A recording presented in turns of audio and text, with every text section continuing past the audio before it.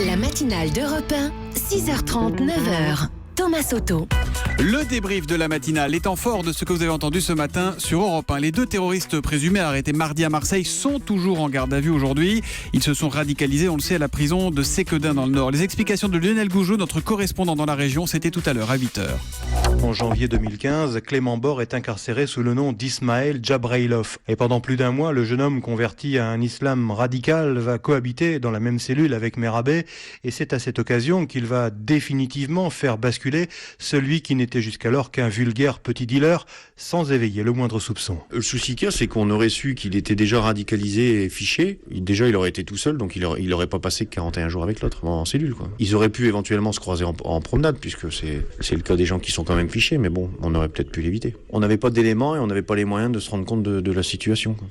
Ce risque terroriste est donc invité dans la campagne présidentielle. Il faut assurer la sécurité des candidats, des candidats qui sont souvent réticents. Écoutez ce qu'en disait Jean-Pierre Diot à 7h45 dans l'interview Vérité. Jean-Pierre Diot, il a passé 15 ans à assurer la protection des hautes personnalités.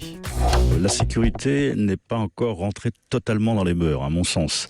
Je me souviens, pour vous raconter quelque chose, que j'ai eu beaucoup de difficultés à faire essayer le gilet pare-balles à M. Sarkozy, parce qu'on me disait qu'il n'avait pas le temps, qu'il n'avait pas voilà, il était très pris, effectivement, et je me suis obligé à lui demander personnellement, j'ai dit, monsieur, accordez-moi 5 minutes que je vous essaye votre gilet pare-balles en cas de problème, et ça a été difficile d'arriver à ça.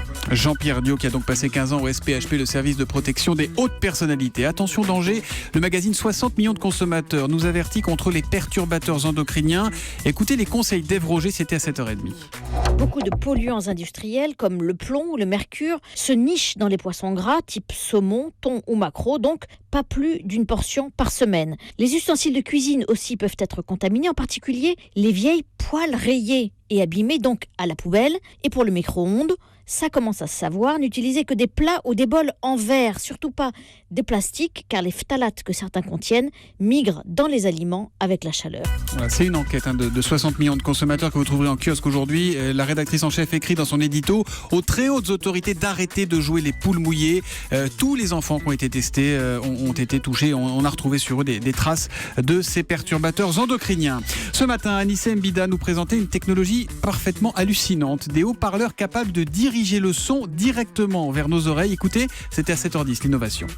Vous posez votre téléphone sur la table, vous le mettez sur haut-parleur, mais il n'y a que vous qui pouvez l'entendre. Vous pouvez bouger, vous lever, vous déplacer, le son du haut-parleur viendra directement dans vos oreilles et celle de personne d'autre. Donc il n'y a même pas besoin de porter un casque parce qu'une caméra suit votre visage, repère la position de vos oreilles et leur envoie un filet sonore directionnel que vous êtes le seul à pouvoir entendre. Voilà pour l'innovation qui reviendra demain à 7h10 sur Europe 1. Et puis c'est la une du Républicain Lorrain ce matin. 2500 électeurs strasbourgeois vont participer à une nouvelle expérience dimanche. Après avoir voté normalement, classiquement, un bulletin par personne dans l'urne, eh bien ils voteront par notation. Écoutez, c'était l'histoire du jour avec Valentine Desjeunes à 6h45 dans le kiosque. Les électeurs vont devoir mettre une note à chacun des candidats, comme un professeur avec ses élèves. Je vous mets 8, je vous mets 12, exactement, je vous mets 16, on peut être sévère avec un ou plusieurs candidats, en noter d'autres à égalité et donner aussi un avantage à plusieurs candidats. Et celui qui l'emporterait, évidemment, c'est celui qui obtiendrait la meilleure moyenne de ses résultats. Sachez qu'en 2007, si cette méthode avait été mise en place, c'est François Bayrou qui l'aurait emporté. En revanche, en 2012, nous dit l'Est républicain, c'est bien François Hollande qui aurait gagné sa place pour l'Élysée. Valentine Desjeunes dans le kiosque d'Europe 1 à 6h45 ce matin. Europe 1 qui vous fait vivre la présidentielle également sur les réseaux sociaux. Ce soir à 19h, on vous donne rendez-vous. On va vous proposer un programme inédit en vidéo. Ça va se passer sur Facebook Live. Ça s'appelle Vote or Note. On va s'intéresser aux indécis dont on nous dit beaucoup qu'ils sont la clé de cette élection.